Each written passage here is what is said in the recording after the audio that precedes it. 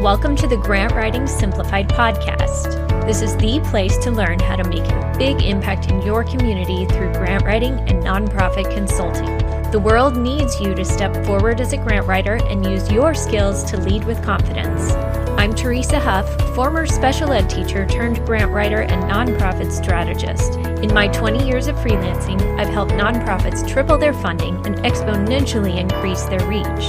Now I'm stepping up to mentor freelancers and nonprofit leaders like you who are ready to take your skills to the next level. It's time to get intentional about your vision so you can create lasting change in your community. Learn the skills and strategies you need to become the grant writer the world needs. Let's do this. Hey friends, this month I'm going to be rolling out some new resources for you, so stick around. Right now, the Fast Track to Grant Writer is amazing, and I'm so proud of the progress my students in there are making. It's like Miracle Grow for grant writers. If you've been wondering whether grant writing is your next step, you can check it out and join today at teresahuff.com/VIP. All right, friends, today we're going to be talking about grant writing and coffee mugs. Now, you may be wondering, what do coffee mugs have to do with grant writing exactly? Besides, of course, drinking lots of coffee to stay awake when you're under a tight deadline to finish the grant. That's not what I mean, though. A few days ago, I was up early and getting a mug for my coffee. I reached up to the shelf and I looked across at all our coffee mugs. Now, this is a pretty random variety of mugs on this shelf. And it got me to thinking that grant writing is a little bit like those coffee mugs. Now, let me explain. Our everyday dishes are a nice plain white set that my husband and I got for a wedding gift with all the matching plates and saucers and such. And they came with these white teacups that go along with the set. Those cups look really pretty on the shelf. Even though we've moved several times, they've always matched every kitchen we've had because they're just a good classic white set. But when it comes to our everyday coffee habit, those matching white cups aren't the ones we use every day. Behind another door, I keep the mismatched, chipped, random colored coffee mugs, and each one tells a story. One of them reminds us of our family vacation to Sanibel Island a few years ago. Another was from a good friend that I haven't seen in years. Another one was a gift from a mentor. Another one was from a Valentine's Day where the kids went shopping with their dad and they picked out a mug just for me. Others are from a job in a past life or an alma mater. Each one tells a story, and each one is memorable. And those are the ones that we use every day because they're like old friends, and we love the shared stories. If you came over, you wouldn't know most of the stories just by looking, unless we tell them.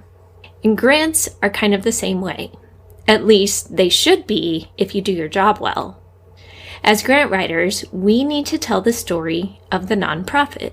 We need to make it memorable. Remember the 3 C's that I always tell you? Make it clear, concise, and compelling. Sometimes that means telling the story of one person who was changed because of this program. Sometimes it means taking a list of boring data and numbers and statistics and drawing that out and painting a compelling picture of the huge need in the community. It's knowing which of the key pieces to highlight to move the story along and which ones aren't so relevant. It's also wading through lots of research and data, knowing that when you've found the golden thread, you can tie it all together. One of my clients is a nonprofit senior center, and I love helping them tell their story in grants and articles and donor letters and things because, for one, it's so compelling. And second, it makes such a difference in their lives.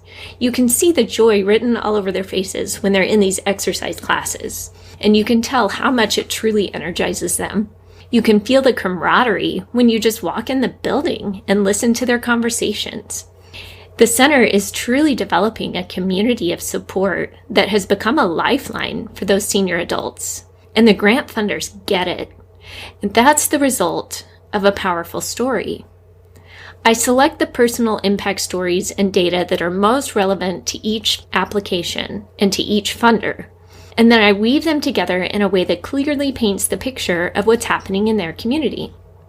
If a funder's main focus is senior adult health and, say, preventing falls, then I'm not going to spend the whole grant application talking about their lunch program. I might mention the lunch program just to show what services are available there, but I'm going to focus the bulk of my research on how risky falls are for senior adults. I'm going to tell stories about how the exercise program has made such a difference in their health, and so on. Back in episode 51, I shared 6 meaningful ways that your nonprofit can build relationships with grant funders. And this storytelling is another great way to do that. So in the same way, those coffee mugs on my shelf aren't perfect. Some are chipped, and they sure don't match. If you looked in my cabinet at that shelf, you'd wonder if I had any decorating sense at all. But that's part of the beauty of it, and we don't apologize for it. Instead, we tell the stories. We don't hide the imperfections because they're part of the stories. No nonprofit is perfect, and funders know that. They don't expect you to be perfect, but they want to know your story. They want to know how you're making a difference. What programs are moving the needle for you? They want to know how you're overcoming challenges and how you're impacting lives. We don't tell all the stories of the coffee mugs all the time, and neither should you. Our guests' eyes would glaze over, and they might doze off if we brought out the entire shelf of mismatched coffee mugs. That would be torture. But we tell the high points. We tell about the one mug they're using. We remember the seasons, the events, the vacations. Some stories we don't need to tell. The mug speaks for itself. It's the same with grant funders. Consider the person on the other side. What would you want to read if you were the grant reviewer? Then make your story clear, concise, and compelling, and write for that person. What stories are you collecting? And where can you keep them to pull out when you need to? What kind of visuals can you use to better tell your story? Maybe it's not coffee mugs, but maybe it's a behind-the-scenes picture of your volunteers working late at night to stock the food pantry. Maybe it's a comment from a client whose life was changed with your nonprofit's help. Maybe a graph or chart can give a real visual of the impact you're making. Stories can be a mix of facts and personal experience. The data builds credibility, and that adds detail that you need, and the experiences make it personal and memorable. There are a lot of ways to incorporate both. It's kind of like with good copywriting, when you need to appeal to both the logic and the emotion. You need to know your audience so you can know the appropriate balance between the two. I want to leave you with a challenge question today. What's your nonprofit's story, and how will you tell it? If you're a nonprofit and you need support telling your story, you can go apply to work with me at teresahuff.com/nonprofits. And if you're a grant writer wanting to help nonprofits tell their story, then let's get you on the fast track to grant writer today.